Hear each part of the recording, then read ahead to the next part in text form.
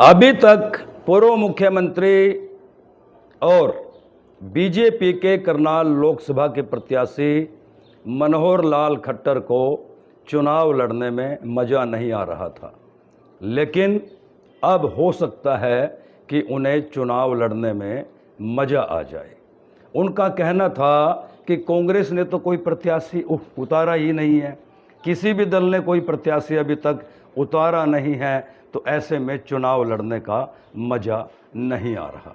लेकिन अब कांग्रेस ने अपने यूथ के प्रदेश अध्यक्ष दिव्यांशु बुद्धि राजा को चुनावी समर में उतार दिया है, तो हो सकता है कि मनोहर लाल खट्टर को अब चुनाव लड़ने में मज़ा आए।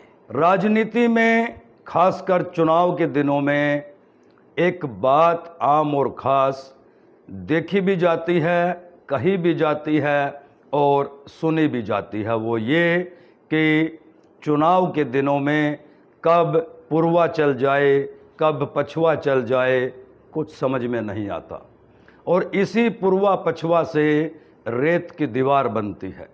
तो अभी तक जो हवा एक तरफा चल रही थी, मतलब पूर्वा चल रही थी, कांग्रेस के प्रत्याशियों के ऐलान के बाद कहीं ना कहीं पछुआ भी चलने लगी है। अब जैसे जैसे चुनाव प्रचार प्रसार आगे बढ़ेगा, कमावेश उसी तरह से ये हवा भी कभी पूर्वा चलेगी, कभी पछुआ चलेगी। दिव्यांशु बुद्धि राजा के लिए घरोंडा विधानसभा का मैं जिक्र इसलिए कर रहा हूँ कि करनाल लोकसभा में, करनाल जिले में अपने आप में बड़ा महत्वपूर्ण स्थान रखती है घरोंडा विधानसभा। घरोंडा विधानसभा से बीजेपी के लगातार 2 बार के विधायक हैं हरविंदर कल्याण, जिन्हें विकास पुरुष के नाम से जाना जाता है। अरबों रुपयों का विकास कार्य उन्होंने इस विधानसभा में करवाया है और लगातार जनता के बीच में रहते हैं। ऐसे में दिव्यांशु बुद्धि राजा को सपोर्ट कर रहे हैं कांग्रेस के 2 बड़े कद्दावर नेता, अनिल राणा, पूर्व स्वर्गीय मंत्री कंवर रामपाल के सपुत्र हैं अनिल राणा, और हरविंदर कल्याण के मुकाबले में विधानसभा का चुनाव लड़ चुके हैं।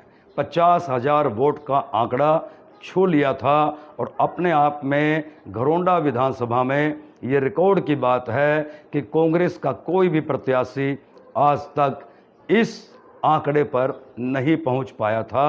अनिल राणा ने 50,000 वोट का आंकड़ा छू लिया था, और वो पिछले लगातार 5 साल से जनता के बीच में सक्रिय हैं। दिव्यांशु बुद्धि राजा को उन्होंने न केवल आश्वासन दिया है, बल्कि ये भरोसा दिलवाया है कि घरोंडा विधानसभा से उन्हें किसी भी प्रकार की ना तो कोई कमी आने दी जाएगी, ना कोई दिक्कत आने दी जाएगी। ठीक इसी तरह से युवाओं में मजबूत पकड़ रखते हैं जाट महासभा के अध्यक्ष हैं भूपेंद्र लाठर, जिन्हें प्यार से भूपी लाठर कहा जाता है। नीलकंठ स्टार ढाबा के जो ओनर हैं, जो लगातार घरोंडा विधानसभा में गांव-गांव में, गली-गली में सक्रिय हैं, उन्होंने भी दिव्यांशु बुद्धि राजा को ये भरोसा दिलवाया है कि घरोंडा विधानसभा में उन्हें किसी प्रकार की ना तो कोई दिक्कत आने दी जाएगी और ना ही वोटों की कोई कमी रहने दी जाएगी। मसलन हरविंदर कल्याण के सामने अब कांग्रेस के 2 बड़े नेता दिव्यांशु की सपोर्ट में खड़े हो गए हैं, और दोनों नेताओं के हजारों कार्यकर्ता कल दिव्यांशु बुद्धि राजा का रेलवे रोड चौक पर ठीक 12:30 बजे अभिनंदन करेंगे, स्वागत करेंगे। हालांकि अनिल राणा किसी जरूरी काम से अभी राजस्थान में हैं, कल देर रात तक वो घरोंडा विधानसभा में लौटेंगे, लेकिन उनके ज्येष्ठ सुपुत्र इस अभिनंदन समारोह में मौजूद रहेंगे। तो मतलब साफ है कि अब मनोहर लाल खट्टर को चुनाव का मजा आने वाला है। रही बात घरोंडा विधानसभा की, क्या दिव्यांशु बुद्धि राजा के ये जो दाएं बाएं बाजू मतलब अनिल राणा और भूपेंद्र लाठर उर्फ भुप्पी विकास पुरुष हरविंदर कल्याण की टीम का मुकाबला कर पाएंगे? लगातार 2 बार से विधायक हैं और जनता के बीच में 24 घंटे रहने वाले विधायक हैं।